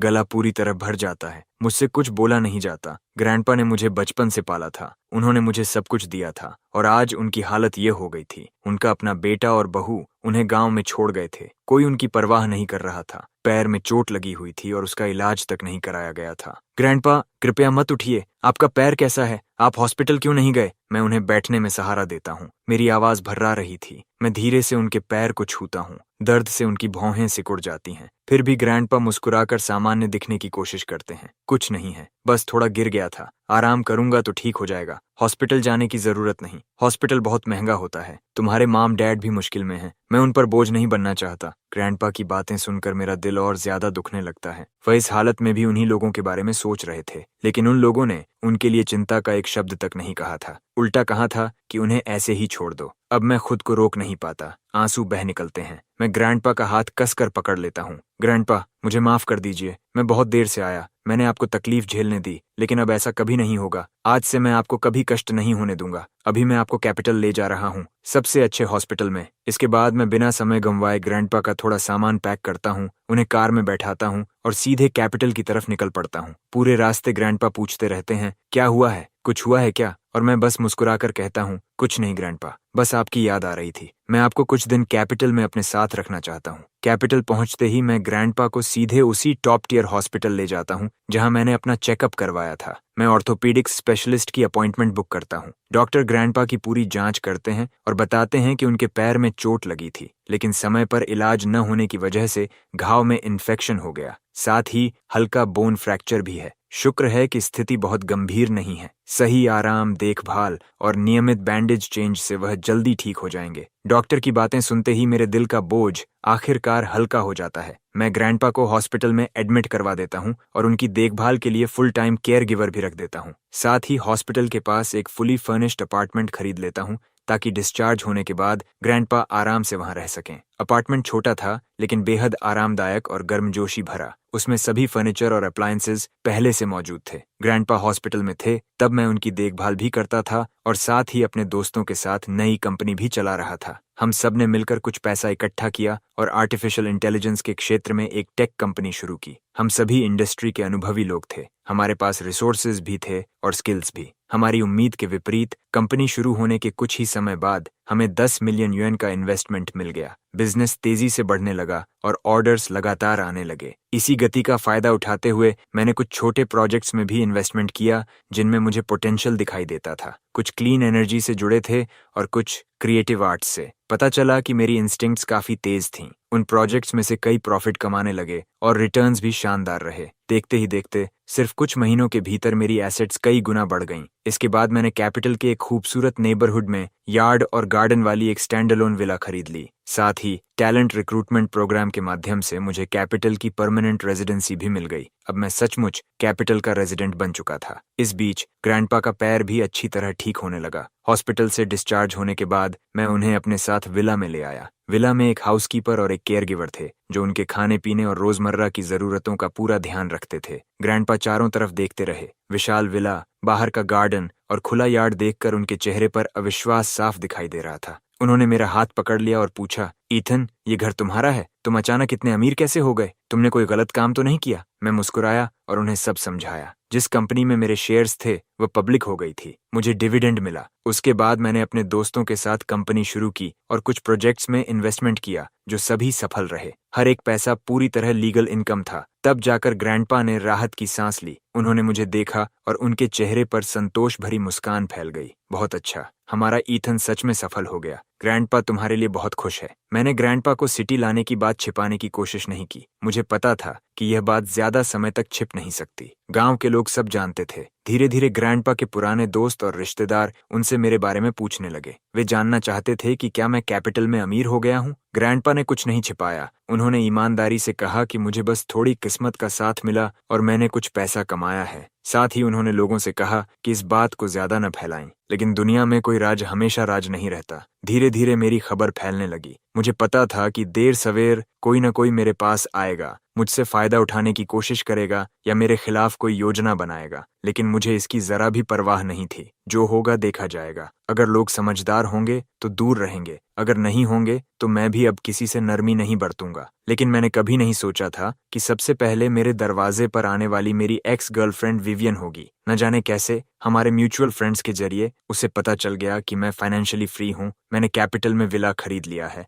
रेजिडेंसी हासिल कर ली है और मेरी जिंदगी बहुत अच्छी चल रही है। इसके बाद उसने अलग अलग अननोन नंबर से मुझे परेशान करना शुरू कर दिया। बार बार कॉल्स और मैसेजेस, सिर्फ इसलिए कि वह मेरे साथ वापस रिलेशनशिप में आना चाहती थी। एक दिन मैं कंपनी में मीटिंग कर रहा था कि अचानक फोन बज उठा। Unknown number. मैंने कॉल रिसीव किया। दूसरी तरफ से विवियन की आवाज आई। ईथन, मैं हूँ। विवियन, तुम कैसे हो? उस दिन मैं बस नाराज थी क्योंकि तुम बिना बताए घर चले गए थे। मैं बस थोड़ा सा टैंट्रम कर रही थी। तुमने इतने समय से मुझसे कांटेक्ट क्यों नहीं किया? मैं तुम्हें बहुत मिस करती हूँ। उसकी आवाज सुनते ही मेरी भौहें सिकुड़ गईं। मेरे अंदर घृणा की लहर दौड़ गई। मैंने सपाट स्वर में कहा, विवियन, तुमने मुझसे ब्रेकअप किया था। ऐसे मत बोलो जैसे तुम्हारी याददाश्त चली गई हो। हमारे बीच सब बहुत पहले खत्म हो चुका है। मुझे दोबारा कॉल मत करना। विवियन कुछ सेकंड के लिए चुप हो गई। फिर वह फिर से नाटक करने लगी। उसकी आवाज मीठी और बनावटी हो गई। हमारा ब्रेकअप नहीं हुआ था। मैं बस, तुम जानते हो ना, लड़कियां ऐसी होती हैं। थोड़ा टैंट्रम करना सामान्य बात है। उस समय मैं ठीक से सोच नहीं पा रही थी। मेरी मॉम ने मुझ पर दबाव डाला था कि मैं तुमसे ब्रेकअप कर लूं।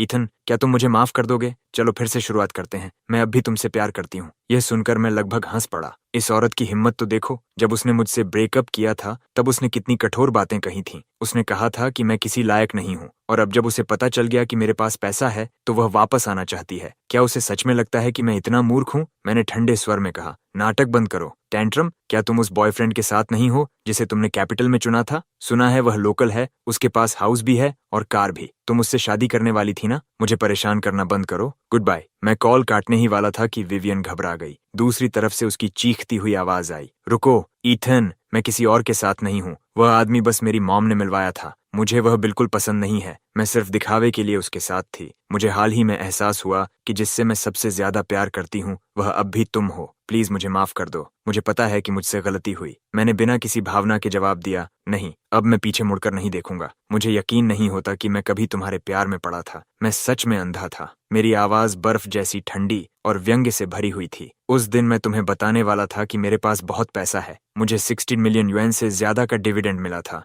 मैं तुमसे शादी करना चाहता था, तुम्हारे लिए हाउस खरीदना चाहता था, तुम्हारे लिए कार खरीदना चाहता था ताकि तुम्हें फिर कभी मेहनत न करनी पड़े और तुम आराम से जी सको। लेकिन तुम्हें वह जिंदगी नहीं चाहिए थी। तुम्हें लगा मैं बेकार हूँ, तुम्हारे लायक नहीं हूँ, तो अब ये सब रोना धोना क्यों? 60 मिलियन युएन। यह रकम सुनते ही विवियन पूरी तरह चुप हो गई। दूसरी तरफ कुछ सेकंड तक सन्नाटा छाया रहा। फिर अचानक वह जोर जोर से रोने लगी। उसकी आवाज पछतावे और आत्मदया से भरी हुई थी। ईथन, मुझसे गलती हो गई। सच में बहुत बड़ी गलती हो गई। मुझे इतना मटीरियलिस्टिक नहीं होना चाहिए था। मुझे तुम्हें नीचा नहीं समझना चाहिए था। वह आदमी बिल्कुल अच्छा इंसान नहीं है। वह गैम्बलिंग करता है, वह कर्ज में डूबा हुआ है और मेरे साथ बहुत बुरा व्यवहार करता है। उसके साथ रहकर मैं बहुत दुखी हूँ। ईथन, मुझे बचा लो, प्लीज मुझे बचा लो। मुझे पता है कि तुम्हारे दिल में अभी भी मेरे लिए कुछ फीलिंग्स हैं। क्या तुम इसे एक बार मुझे माफ कर दोगे? उसकी रोती हुई आवाज फोन के दूसरी तरफ गूंज रही थी, लेकिन मेरे दिल में उसके लिए कोई भावना नहीं बची थी। मैंने ठंडी आवाज में कहा, यह सब तुमने खुद अपने ऊपर लाया है। इंसान को वही जिंदगी मिलती है जो वह चुनता है। अब दूसरों को अपने साथ मत घसीटो। इतना कहकर मैंने कॉल काट दिया और उसका नंबर ब्लॉक कर दिया।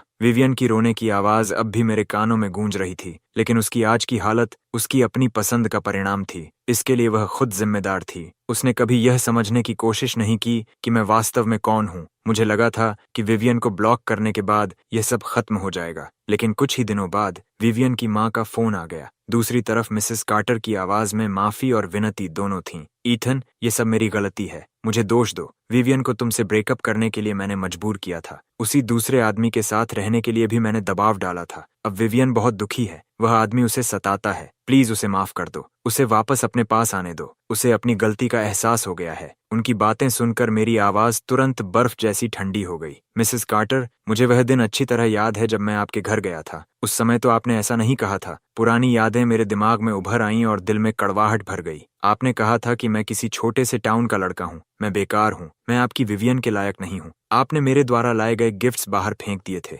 आपने मुझे घर से निकल जाने को कहा था। आपने कहा था कि मैं अपनी पूरी जिंदगी में कभी कुछ नहीं बन पाऊंगा। आपने कहा था कि मैं कैपिटल में कभी हाउस नहीं खरीद पाऊंगा। और आपने कहा था कि अगर मैं 2 मिलियन यूएन नहीं बचा सकता तो मुझे शादी का प्रस्ताव देने का भी अधिकार नहीं है। क्या आप वह सब भूल गई हैं? लेकिन मैं नहीं भूला। मुझे आज भी वह दृश्य साफ याद था। मिस्टर कार्टर सोफा पर बैठे थे और उन्होंने मेरी तरफ देखने की जरूरत तक नहीं समझी थी। मिसेस कार्टर घमंड से भरी हुई थीं और मुझे पूरी तरह अपमानित कर रही थीं। विवियन एक तरफ खड़ी थी और चुपचाप अपने माता पिता की बातों से सहमति जता रही थी। मुझे उसी समय उनका असली चेहरा पहचान लेना चाहिए था, लेकिन मैं प्यार में अंधा था। मुझे लगता था कि अगर मैं और मेहनत करूंगा तो एक दिन वे मुझे स्वीकार कर लेंगे। फोन के दूसरी तरफ मिसेस कार्टर कुछ पल के लिए चुप हो गईं। मेरी बातों ने उन्हें पूरी तरह निरुत्तर कर दिया था। कुछ सेकंड बाद उन्होंने मुश्किल से कहा, वह बस मेरी मूर्खता थी। मैं तुम्हारी कीमत नहीं पहचान पाई। ईथन, तुम बड़े दिल वाले इंसान बनो, हमारी तरह मत बनो। विवियन को अपनी गलती का एहसास हो गया है। वह अब भी तुमसे प्यार करती है। प्लीज उसे माफ कर दो। वह सिर्फ एक लड़की है। सही इंसान मिलना आसान नहीं होता। उस पर दया करो। ये सुनकर मैं खुलकर हंस पड़ा। तो उनके हिसाब से मैं बस एक मूर्ख था, एक ऐसा आदमी जिसके पास पैसा है और जिसे आसानी से इस्तेमाल किया जा सकता है। उनकी बेटी की जिंदगी खराब हो गई, इसीलिए अब वे उसे वापस मेरे ऊपर डालना चाहते थे ताकि मैं उसकी सारी समस्याएं हल कर दूं। दुनिया कब इतनी आसान हुई थी? मैंने शांत लेकिन बेहद ठंडी आवाज में कहा, मिसेस कार्टर, मुझे अफसोस है। अब मैं भी एक अमीर आदमी हूँ और सच कहूँ तो अब मैं आपकी विवियन को किसी लायक नहीं समझता। वह मेरे स्तर की नहीं है। Good bye. इतना कहकर मैंने फोन काट दिया। फिर मिसेस कार्टर का नंबर भी ब्लॉक कर दिया और अपने फोन में अननोन नंबर्स फिल्टर करने का ऑप्शन ऑन कर दिया। जो नजर से दूर वह दिमाग से दूर। मैं उस परिवार से अब कोई संबंध नहीं रखना चाहता था। उनका असली चेहरा इतना बदसूरत था कि उसे दोबारा देखने की इच्छा तक नहीं थी। दिन एक एक करके बीतते गए। मैं कंपनी का काम संभालता रहा और ग्रैंडपा के साथ समय बिताता रहा। बिजनेस लगातार बढ़ता गया, मेरी वेल्थ भी बढ़ती गई और ग्रैंडपा की सेहत भी दिन ब दिन बेहतर होती गई। हर दिन वह विला के यार्ड में फूल लगाते, कुछ पक्षी पालते, पड़ोसियों से बातें करते और बगल वाले घर की ग्रैंडमा मिचेल के साथ स्क्वायर डांसिंग भी करते। उनकी जिंदगी अब शांत और सुखद थी। उन्हें इतना खुश देखकर मेरे दिल को भी संतोष मिलता था। यही वह जीवन था जो मैं चाहता था, सीधा, सरल और खुशहाल। एक दिन मौसम बेहद सुहावना था। सूरज चमक रहा था। मैं और ग्रैंडपा विला के यार्ड में सब्जियां लगा रहे थे। यार्ड में एक खाली जगह थी जिसे मैंने छोटा सा वेजिटेबल गार्डन बना दिया था। हमने हरी सब्जियां, क्यूकम्बर्स और टोमेटोज लगाए थे। ये सब ग्रैंडपा को बहुत पसंद था। आखिर अपने हाथों से उगाई गई सब्जियां मन को शांति देती हैं और अच्छी एक्सरसाइज भी हो जाती है। पहले मुझे इस तरह का फार्म वर्क बिल्कुल पसंद नहीं था, लेकिन अब ग्रैंडपा के साथ मिट्टी खोदना, बीज बोना और पौधों को पानी देना मुझे बेहद सुकून देता था। ऐसा लगता था जैसे यह एहसास मेरी हड्डियों में बसा हुआ हो। जैसे ही मेरे हाथ मिट्टी को छूते मेरा मन स्थिर हो जाता। मैं झुककर क्यूकम्बर के छोटे पौधों के लिए ट्रेलिस लगा रहा था। तभी ग्रैंडपा ये कहते हुए अंदर चले गए कि वह पानी लाना चाहते हैं ताकि पौधों को सींच सकें। उसी समय अचानक गेट के बाहर कार का हॉर्न जोर से बजता है। फिर यार्ड के गेट पर जोर जोर से दस्तक होने लगती है और कोई चिल्लाता है, ईथन, ईथन, दरवाजा खोलो, हम हैं तुम्हारे मॉम, डैड और तुम्हारा भाई, हम तुमसे मिलने आए हैं। उन परिचित और घिनौनी आवाजों को सुनते ही मेरे हाथ रुक जाते हैं। मैं बिना सोचे समझे भौहें सिकोड़ लेता हूँ। मुझे तुरंत समझ आ जाता है कि उन्हें पता चल गया होगा कि मैं कैपिटल में अमीर हो गया हूँ, विला खरीद लिया है, रेजिडेंसी ले ली है और अब वे किसी न छूटने वाले भूत की तरह मेरा फायदा उठाने चले आए हैं। मैं खड़ा होता हूँ, हाथों से मिट्टी झाड़ता हूँ, गेट तक जाता हूँ और उसे खोल देता हूँ। मॉम, डैड और केविन वहां खड़े थे। तीनों ने नए कपड़े पहन रखे थे और हाथों में सस्ते फल और दूध के डिब्बे थे। मुझे देखते ही तीनों के चेहरों पर खुशामदी मुस्कान फैल जाती है। केविन सबसे पहले बोलता है और हैरानी की बात यह थी कि उसकी पहली ही बात शिकायत और आरोप से भरी हुई थी। ईथन, हमसे झूठ बोलने का क्या मतलब था? फैमिली को ऐसे टेस्ट नहीं करते। देखो तुम्हें, कैपिटल में स्टैंड अलोन विला, इतना बड़ा यार्ड, इतना सुंदर घर। क्या तुम मॉम, डैड और मुझे अंदर नहीं बुलाओगे? देखो, तुमने मॉम और डैड को कितना परेशान कर दिया। जैसे ही उन्हें पता चला कि तुम कैपिटल में अमीर हो गए हो, वे रातों रात यहाँ चले आए। सफर बहुत कठिन था। वे थक चुके हैं। केविन के उस बेशर्म रवैये को देखकर जैसे कुछ हुआ ही न हो, जैसे उन्होंने मेरे खिलाफ कोई साजिश न रची हो, जैसे मुझे विदेश के स्कैम कंपाउंड में भेजने की कोशिश कभी हुई ही न हो। मुझे उसकी निर्लज्जता पर सच में हैरानी होती है। मैं हाथों की मिट्टी झाड़ते हुए ठंडी आवाज में कहता हूँ, केविन, भूल गए क्या? तुम लोगों ने तो पहले ही मुझसे पेरेंट चाइल्ड रिलेशनशिप खत्म कर लिया था। तुमने अपने हाथों से उस डॉक्यूमेंट पर साइन किया था, फिंगरप्रिंट्स भी लगाए थे। अब क्या हुआ? सुना कि मेरे पास पैसा है और अब हिस्सा लेने आ गए। मेरी सीधी बात सुनते ही केविन की मुस्कान तुरंत जम जाती है। वह भौहें चढ़ाकर चिल्लाता है, ईथन, तो क्या हुआ अगर तुम्हारे पास पैसा है? क्या तुम सामान्य इंसान की तरह बात नहीं कर सकते? बस थोड़ा सा पैसा मिल गया तो इतना घमंड? मुझसे इंसान की तरह बात करो। क्या तुम इसके लायक भी हो? मेरी आवाज बर्फ जैसी ठंडी थी और आंखों में उपहास भरा हुआ था।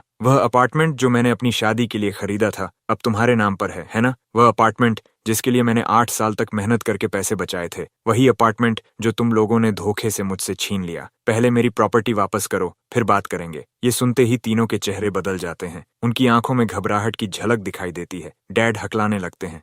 कैसे? तुम्हें कैसे पता चला? हमने बहुत सावधानी बरती थी। तुम्हें कैसे पता चला कि अपार्टमेंट केविन के नाम कर दिया गया? मैं हाथ का गंदा नैपकिन फेंक देता हूँ और ठंडी आवाज में जवाब देता हूँ, मुझे शुरुआत से ही सब पता था। मैं तो बस तुम लोगों के साथ एक मजाक कर रहा था। मैंने कभी नहीं सोचा था कि तुम्हारे दिल में मेरे लिए जरा भी फैमिली फीलिंग नहीं होगी। इतना ही नहीं, तुम लोग मुझे विदेश भेजकर एक जाल में फंसाना चाहते थे, मुझे मौत के मुंह में धकेलना चाहते थे। एक पल के लिए मेरे पिता के चेहरे पर अपराध बोध दिखाई देता है, लेकिन अगले ही पल वह सीधा खड़े हो जाते हैं और चिल्लाते हैं, तो क्या हुआ अगर हमने तुम्हारे खिलाफ योजना बनाई? तुम हमारे बेटे हो, केविन तुम्हारा छोटा भाई है। हमारा खर्च उठाना, हमें पैसे देना, ये सब तुम्हारा कर्तव्य है। उनकी बेशर्मी सुनकर मैं गुस्से में हंस पड़ता हूँ। क्या बेहुदा बात है? एक पैसा भी नहीं। मैं तुम्हें अब कभी एक पैसा नहीं दूंगा। हमारा अब कोई रिश्ता नहीं है। यहाँ से निकल जाओ, नहीं तो मैं पुलिस को बुला लूंगा। ये सुनते ही मेरे माता पिता मेरे गेट पर बैठकर रोना धोना शुरू कर देते हैं। अरे भगवान, इस दुनिया में कोई न्याय नहीं है। हमारा बड़ा बेटा अपने माता पिता की इज्जत नहीं करता। उसके पास पैसा है, लेकिन वह बुढ़ापे में हमारा सहारा नहीं बनना चाहता। उसे इस बात की परवाह नहीं कि उसके माता पिता जिएं या मरे। कितना अकृतज्ञ बेटा है। उनकी चीख पुकार सुनकर मैं अपने कान ढक लेता हूँ।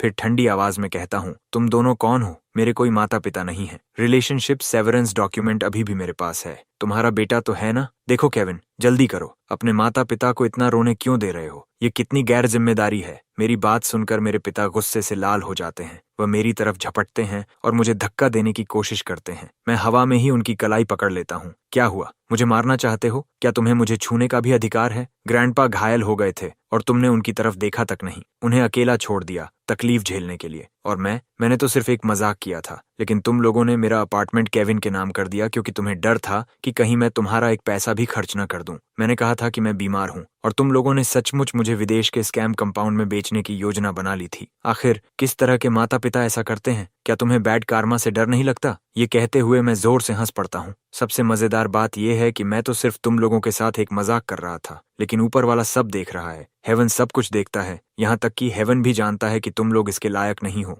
उस समय मैं तुम्हारे लिए विला खरीदने वाला था, मैंशन खरीदने वाला था, कार खरीदने वाला था और तुम दोनों को रिटायरमेंट के लिए कई मिलियन युएन देने वाला था। बाहर हो रहे शोर शराबे को सुनकर ग्रैंडपा अपनी केन के सहारे बाहर निकल आते हैं। उनके चेहरे पर गुस्सा साफ दिखाई दे रहा था। बस, बहुत हो गया। मैं तुम्हारा पिता हूँ। तुम मुझे बताओ, माता पिता का सम्मान करने का मतलब क्या होता है? ईथन इतने सालों से अपने दम पर जी रहा है और तुम लोग इतने स्वार्थी हो कि उसे नुकसान पहुंचाने की भी कोशिश की। उसका अपार्टमेंट बहुत कीमती था, वह तुम्हें मिल गया। ये भी तुम्हारी हैसियत से कहीं ज्यादा था। अब और क्या चाहिए तुम्हें? तुम ईथन को अच्छा बेटा होने का पाठ पढ़ाने आए हो। पहले मुझे बताओ, तुम अच्छे बेटे कैसे साबित हुए? ईथन ने मेरे इलाज पर सैकड़ों हजार युएन खर्च किए हैं। तुम लोग उसके एक एक पैसे के कर्जदार हो। ये कहकर ग्रैंडपा सीधे फ्लावर बेड की तरफ जाते हैं, एक फ्लावर पॉट उठाते हैं और पूरी ताकत से उनकी तरफ फेंक देते हैं। मॉम, डैड और केविन घबराकर तुरंत पीछे हट जाते हैं। ग्रैंडपा को इतना गुस्से में देखकर कि वह सचमुच उन्हें मारने पर उतर आए हैं, वे तीनों पलटकर कार की तरफ भागने लगते हैं। डैड, डैड, गुस्सा मत कीजिए। ग्रैंडपा,